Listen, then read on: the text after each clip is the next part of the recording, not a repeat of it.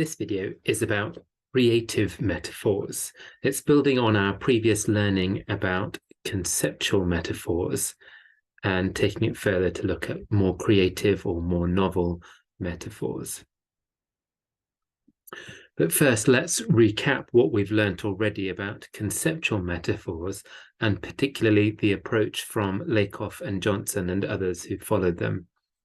Remember that Lakoff and Johnson and Metaphors We Live By argued for the following things: that metaphors are conceptual rather than primarily being linguistic. Metaphors are in our minds. They are mental mappings between domains which enable us to understand one thing in terms of another, and those mental mappings are then reflected in linguistic expressions. They also argued that conceptual metaphors are structural. They're mappings of structure from image schemas and physical domains to more abstract domains. For example, the idea that anger is a heated fluid in a container. It mapped that idea that there is a container of some kind, and our body to our bodies as being that kind of container, and the heated fluid to the anger itself, and then the structure of the idea that that fluid could get hot and escape. It could be venting, or it could be simmering, or it could be exploding. All of those are mapped into the domain of anger to help us understand the experience of anger. And they argued that metaphors are identified by generalizations over linguistic expressions. So, for example, words like venting, exploding, simmering, boiling, that all occur in both the domains of talking about anger and for talking about hot fluids. That suggests that we are understanding our experiences of anger through our understanding of hot fluids, and that's evidence that there is a conceptual metaphor here.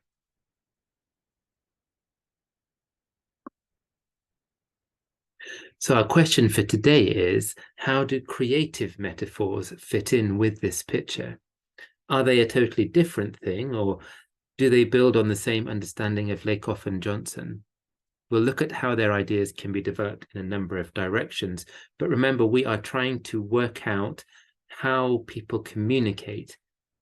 How do we understand what someone is trying to communicate to us when they speak to us, especially when they use metaphors? So let's begin by looking at a text here from the New York Times in 2020. It's talking about a potential treatment someone was suggesting during the coronavirus pandemic. And I'll read it through and invite you to see what metaphors you can identify, and to think what other domains or schemas you need to be familiar with in order to make sense of this. Here's the quote. "What happened next is a modern pandemic parable that illustrates how the coronavirus is colliding with our fragile information ecosystem.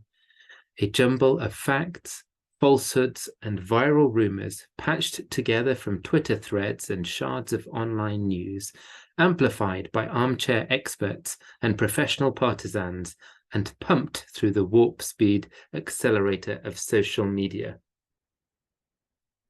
I expect you might have noticed quite a few metaphorical things going on there. What are the things that you picked up that you need to be aware of? Perhaps you note something to do with parables, stories that are told with a moral. Did you see something about sewing, threads that are patched together? Shards, maybe they're evoking something to do with broken glass. The use of amplifiers to make something louder. Or you need to know about sci-fi films that talk about warp speed accelerators in order to travel through space. We're drawing on all these different knowledge frames, and it's creating new ideas in our minds about the coronavirus as we bring together these different domains, these different mental spaces of sewing, ecosystems, sci-fi films, all helping us to understand or to get what the author is communicating about the coronavirus in this situation. if we try to analyze this a bit further using the sort of approach from Lakoff and Johnson, we might ask, what are the sort of mappings that are used here? Notice that the coronavirus is itself conceptualized as an object colliding with something. The thing it's colliding with is our fragile information ecosystem. So somehow the things we know about, our information, is conceptualized as an ecosystem, like something in the environment that can be damaged, that needs to be looked after, perhaps. All our knowledge of the ecosystem is helping us understand what it might mean when somebody is saying what we know about things, our information, should be understood as an ecosystem. And then we have this idea that pieces of information are conceptualized as objects of some kind. We have them pictured as threads on Twitter and shards, suggesting perhaps tiny pieces that can cut you. Then there's the idea that something can be made more prominent. It is mapped to the idea of amplification, increasing sound. So something getting louder makes it more prominent. And we see social media is mapped onto a warp speed accelerator into which pieces of information can be pumped.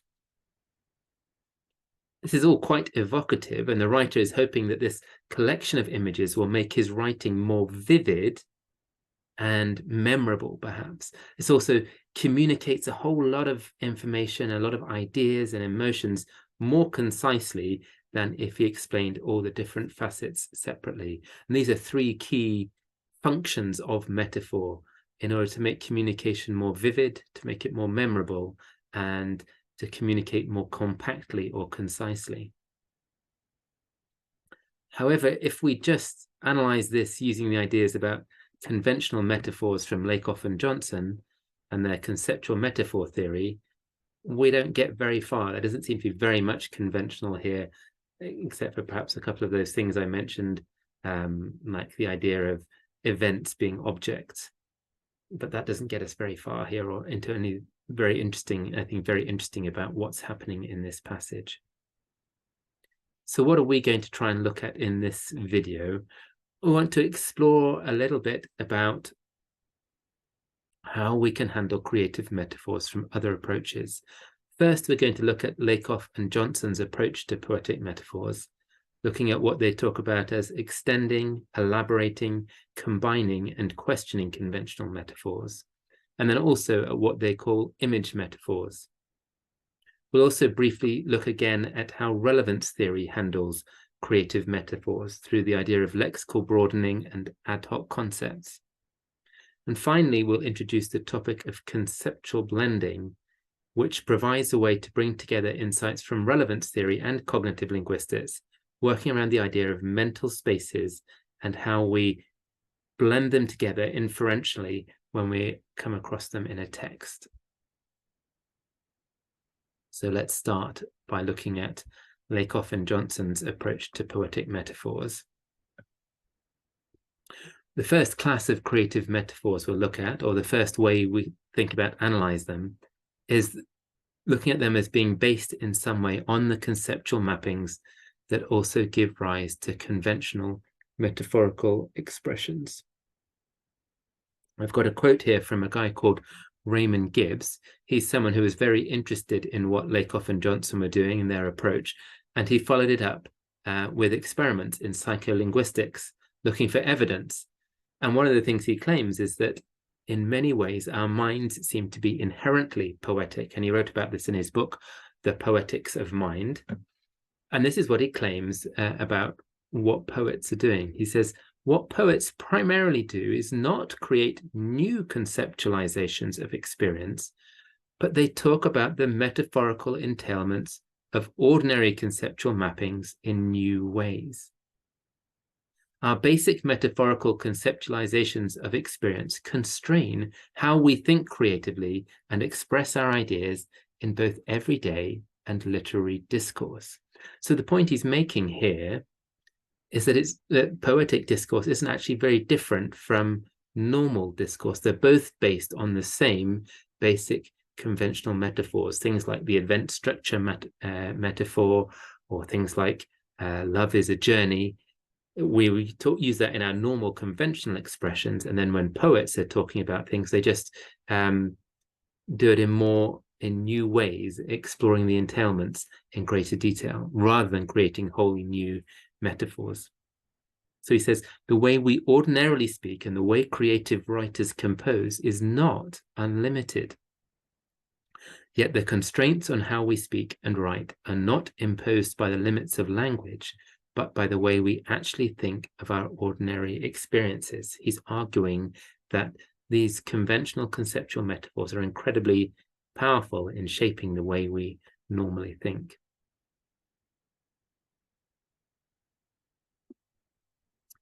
So Lakoff and George Lakoff and Mark Turner looked in some detail at the ways in which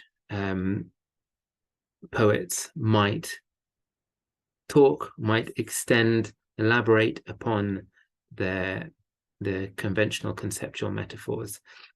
And there's a book called More Than Cool Reason from 1989, where they look at this in detail, and that's where this material comes from. The first two ways they say a creative communicator may create metaphors based on conventional conceptual metaphors are these: extension and elaboration. So firstly, the first way is by extending the mapping to include more areas. That is, the new elements are going to be mapped between the domains. They give the example of what dreams may come from Hamlet, where he's extending the metaphor that death is sleep to include the idea of also dreaming when you are asleep. And the second part is elaboration, where you explore one part of an existing mapping in more elaborate detail. For example, maybe there's a metaphor that death is departure, but you elaborate it more to think of death as exile. Here's an example that I came across when I was watching The West Wing, where we have an American presidential press secretary talking about the job of talking to the press. And the character says this: "We all know what it's like to stand out there taking those bullets, the shrapnel's flying, while the rest of the president's staff is back in the bunker, safe and sound, where they should be. There's a loneliness in this job, a certain frontline mentality." This seems like a bit more of a poetic way of speaking, but can you see there is elaboration and extension of a conceptual metaphor here? Lakoff and Johnson's Metaphors We Live By talked a lot originally about argument is war, in which words were weapons. Later on, they talked about it more as argument is struggle. But you can see that that basic mapping underlies what's going on here, and it's been elaborated in certain ways to become a particular kind of war in which there is bullets flying and shrapnel, and there's a bunker in which people are hiding. And this is also, the elaboration is defining what kind of war it is, and then different parts have been extended. We don't normally have a bunker in the argument is war metaphor here, but because they're bringing the idea of the president's staff, we can bring in this idea that they're in this bunker, and we can understand that because we've got this conventional conceptual metaphor that argument or verbal exchanges are somehow like a war.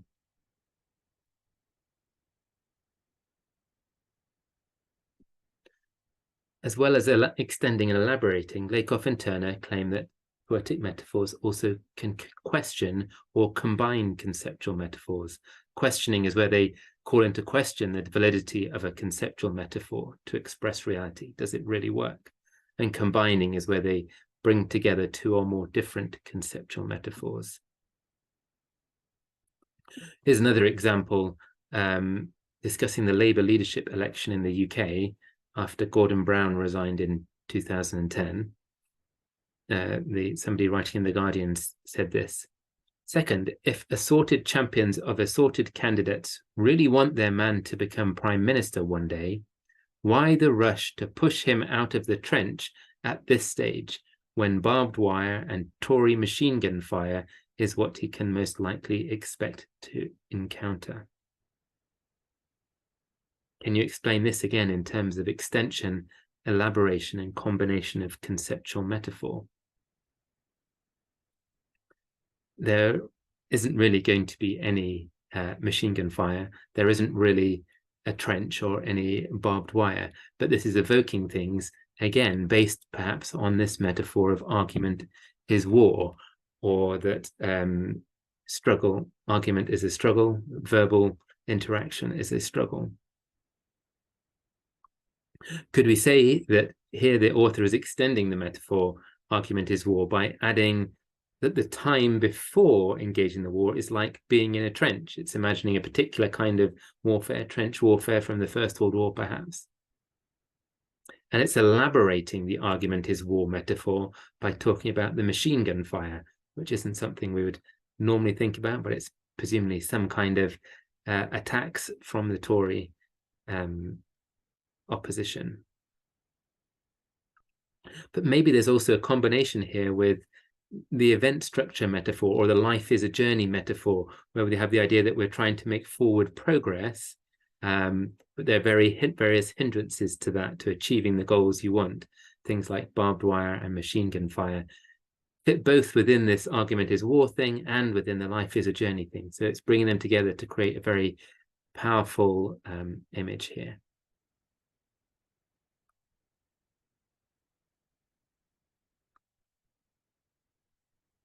Now, there's a question here about similarity. Is there really much similarity between being shot, being in a war, and being a candidate for the Labour election? Sometimes people talk about metaphors being based on a point of similarity, and it can be hard sometimes to work out actually what is the point of similarity, or think about anger and heated fluid in a container. For Lakoff and Johnson's metaphors we live by, the focus was on structural metaphors, arguing that metaphors are in systems because they reflect conceptual structure. For these kinds of metaphors, Lakoff and Johnson emphasize that the conceptual metaphor creates similarities rather than just reflecting them. This is what they say. Though a metaphor may be based partly on isolated similarities, we see the important similarities as those created by the metaphor. Then if there's little intrinsic similarity between a boiling saucepan and somebody who is angry, but the conceptual metaphor, anger is a hot fluid in a container, creates a similarity and enables us to think about the one in terms of the other. However, they do recognize that there are other isolated metaphors that are not this sort of big structural one, not the systematic ones, and they call these image metaphors. So we just want to spend a few moments thinking about those as well, as they are the kind of thing you'll come across in conversation. They don't, and these do arise from people recognizing a point of similarity. In their discussion of this in Metaphors We Live By, they cite this poem called Free Union by André Breton. My wife, whose hair is a brush fire, whose thoughts are summer lightning, whose waist is an hourglass, whose waist is the waist of an otter caught in the teeth of a tiger, whose mouth is a bright cockade with the fragrance of a star of the first magnitude.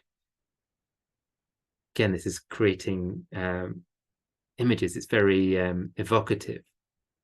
But these kind of metaphors, they call them image metaphors. They're one-shot metaphors rather than systematic, structural or conceptual ones. They can be very imaginative, but they're based on some perceived similarity. You can see here, this is to do with his wife's appearance and then other things that are similar in some way.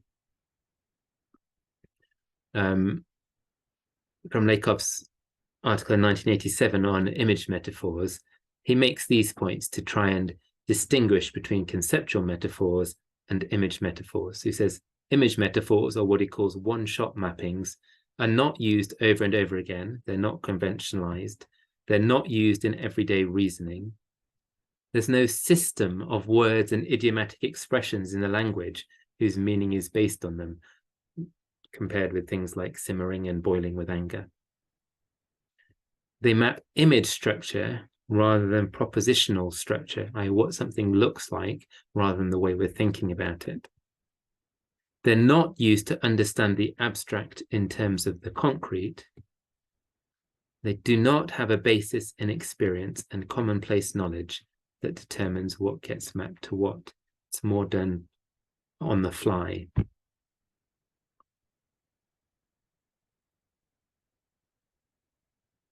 Now, much later on, Kovecses has written also about creative metaphors and image metaphors, and this is from his 2005 book, Metaphor and Culture. He has a wider conception of creative metaphors than Lakoff and Johnson do. It doesn't need to just be a physical similarity, but any perceived shared feature can lead to one-shot creative metaphors. And he says the recognition of real or perceived shared features between any two domains can create an infinitely large number of novel metaphors.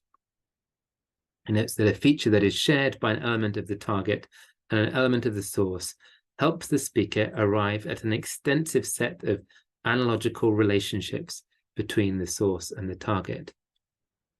So you can have just one thing that connects two different spaces or domains together, but it can actually be rich in enabling you to evoke a whole new extra set of relationships.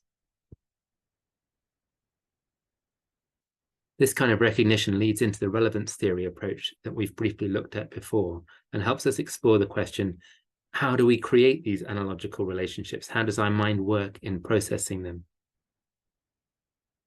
Here's an example that might help us explore this a bit further. It's based about the Enron accounting scandal in 2001. It's a quote from an article in the International Herald Tribune. This person says, Enron robbed the bank. Arthur Anderson provided the getaway car, and they say you were at the wheel. Representative James Greenwood of Pennsylvania, the Republican chairman of the House Energy Committee subcommittee, told David Duncan, the dismissed Arthur Anderson partner who led the accounting firm's audit of Enron and who invoked his Fifth Amendment right on Thursday against self-incrimination. So this guy who's leading the inquiry is describing the Arthur Anderson guy as someone at the wheel of a getaway car for the Enron bank robbery. So we could ask, is this a one-shot metaphor or an elaboration of a conceptual metaphor? In Kovecses' treatment, I think we would put this in the category of metaphors that are pretty much one-shot from seeing a similarity. Some kind of similarity between the structural elements of a bank robbery and what happened at Enron. There are still a lot of mappings and inferences that result from them. For example, money was taken by Enron, as in a bank robbery. They were able to get away with it because of the accounting practices at Arthur Anderson, who were their auditors. But if there is a getaway car, there is a further entailment that somebody is responsible for driving that car. It didn't just happen as a mistake. By talking about this event as a robbery, the Republican chairman is suggesting this isn't just some accident that happened, but something that was planned and had the different pieces in place. The car was ready, i.e., that this is an intentional criminal activity in which the Arthur Anderson partner was complicit. We'll see that this example could nicely be analyzed as a conceptual blend, which we'll come on to in a few minutes. So as we've moved into these more novel metaphors and the entailments inferred from them, let's return to how relevance theory treats metaphors. You may remember that relevance theory suggests metaphors are an example of lexical broadening, where words are used in a loose or approximate way to communicate an ad hoc concept which people infer based on relevance. As we've said before, remember that relevance theory treats metaphor interpretation, like utterance interpretation in general, as guided by expectations of relevance. That is, audiences use effort to process a metaphor in order to seek cognitive benefits from what has been communicated. And there's a good treatment of this in the article by Wilson and Carston on metaphor relevance and the emergent property issue. let's take an example like Caroline is a princess, which is one of the examples they discuss.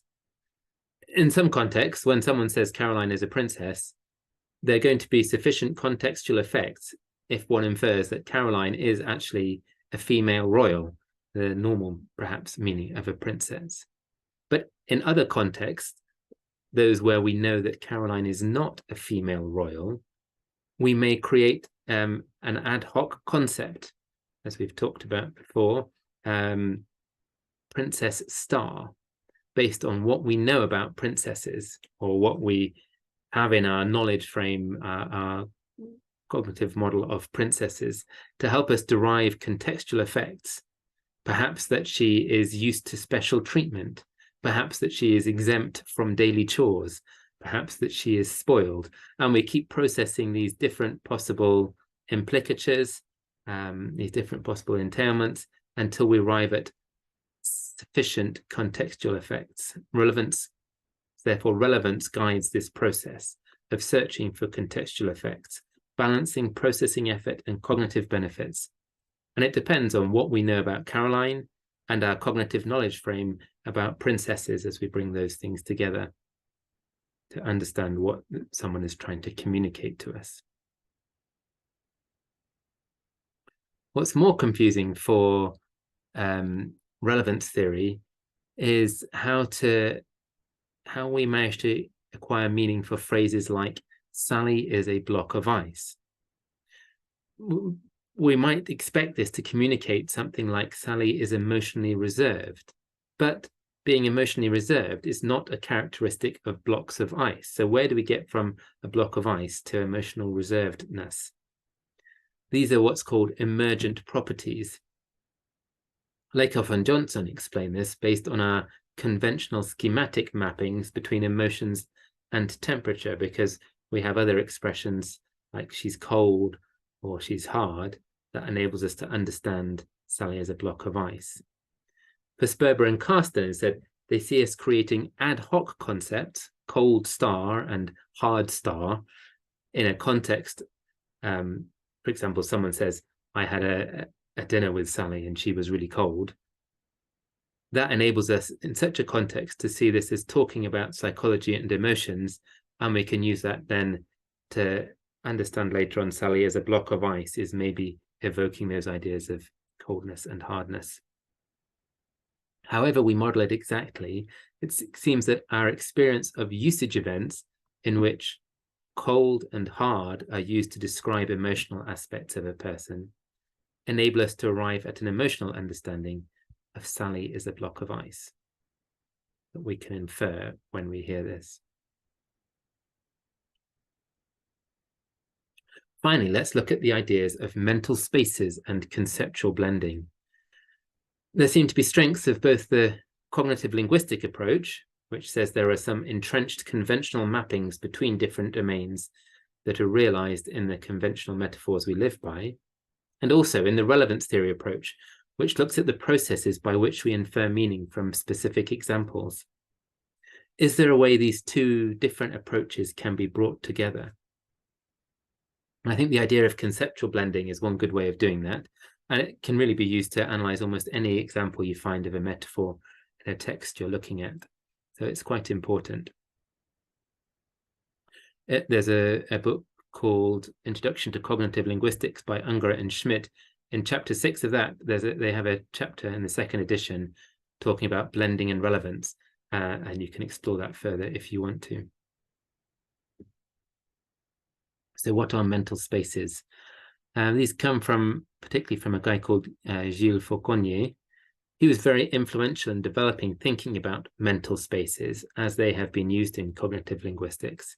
And he's written a lot about them in books like Mental Spaces, Mappings in Thought and Language, and The Way We Think. You can pick up any of those and have a look and see what he says. These are some definitions coming from that and from Kovecses' books.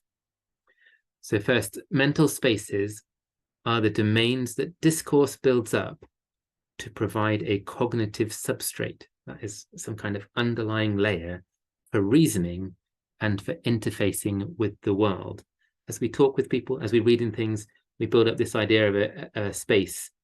And within that, we use those spaces to reason about what's going on. Kovecses describes it like this: a mental space is a conceptual packet that is built up online, that is, in the moment of understanding. A mental space is always much smaller than a conceptual domain, and it is also much more specific. So it's something within our mind that's being built up as we interact with someone or as we're reading a story, and then we can use that for thinking and mixing it with another mental space. And that's what we come to next. Conceptual blending it's about bringing these spaces together. It's a way of talking about how different conceptual spaces can be combined together to form a new imaginative space. For example, when we talked about Enron robbing the bank, we had one mental space built up in which the company Enron was going bankrupt, enabled by bad auditing from Arthur Andersen. But another mental space was introduced in which a group of thieves is robbing a bank with a getaway car. The text we read brought these two spaces together into a blended space in which Enron and Arthur Andersen are the thieves robbing the bank, which created a new emergent structure that they were planning a criminal activity together. When you look at the books introducing conceptual blending, one of the most common examples is this one.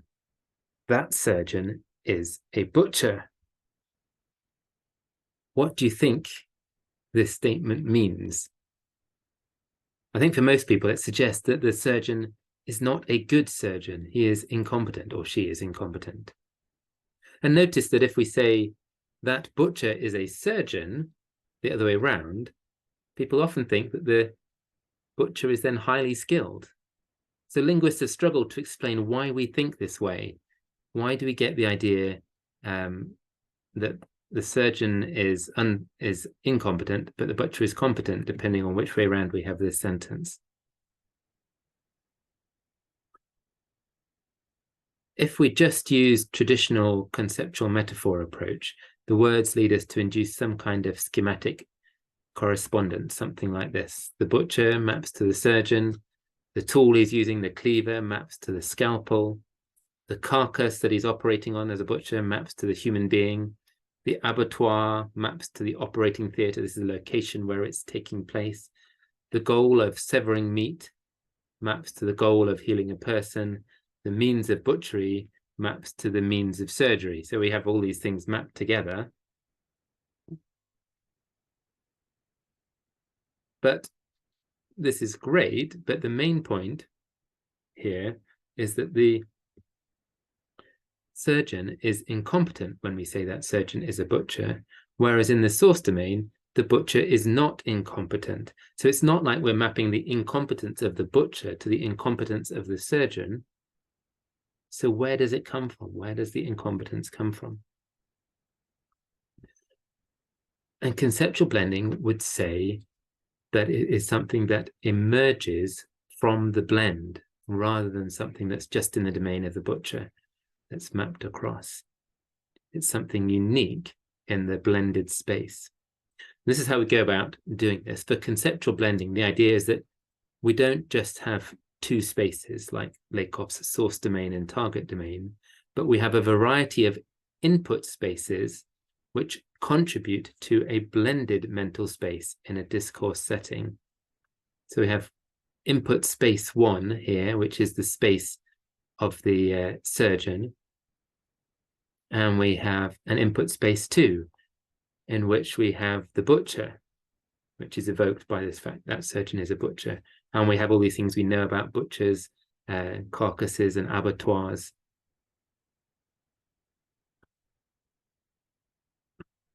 But we also, and we've just shown the mappings between these two spaces, what connects to what,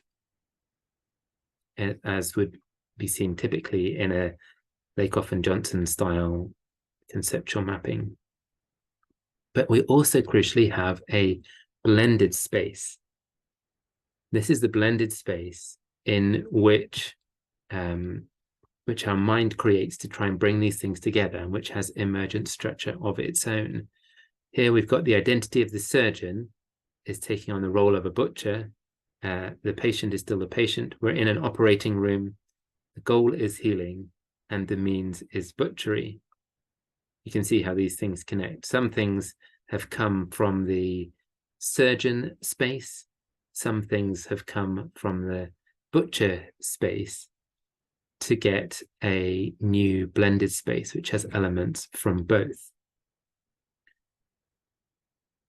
So the blended space has some structure from each of them. It inherits the surgeon, the patient, and the goal of healing from the surgery space, but the role of butchery and the means of cutting from the butcher space. So in the blend, we have a surgeon who is in the role of a butcher using the means of butchery for the purpose of healing. And this is what leads to the interpretation of incompetence. So this idea of conceptual blending, just as a way of trying to explore what's even going on in a metaphor, can be really useful for exploring any metaphor in a text you're looking at. So I just want to finish with some practical ideas for how you might do this. If you find a metaphor in a text or in a conversation that you want to explore further, see if you can identify 2 or more input spaces that your mind is bringing together, similar to the source and target domains in the Lakoff style approach. So then on a piece of paper, or it can be just screen or whatever, draw circles for each of these spaces. On one side, you've got first input space. On the other side, you've got the other input space. And think about both of those spaces. Think about these kind of things. Who are the participants? Who are the people involved? What are their identities? And write those into the circles. What are the roles of these people? Think about like the getaway car driver and the bank robbers in the Enron example. What are the different parts of these space? The getaway car, the bank, the auditing, the financial company. What are the different stages? What are the purposes of the different participants, and what are their goals? If you do some deep thinking about how your mind has constructed these spaces and write them into these circles, that will help you to explore a bit more how your knowledge frames are filling in information. And then underneath these, draw a circle for the blended space and see which bits from which circle, your 2 input spaces or more input spaces, are being brought together into this blended space to create the communicative effect that the author was desiring when they used this metaphor. Hope that helps, and enjoy exploring metaphors.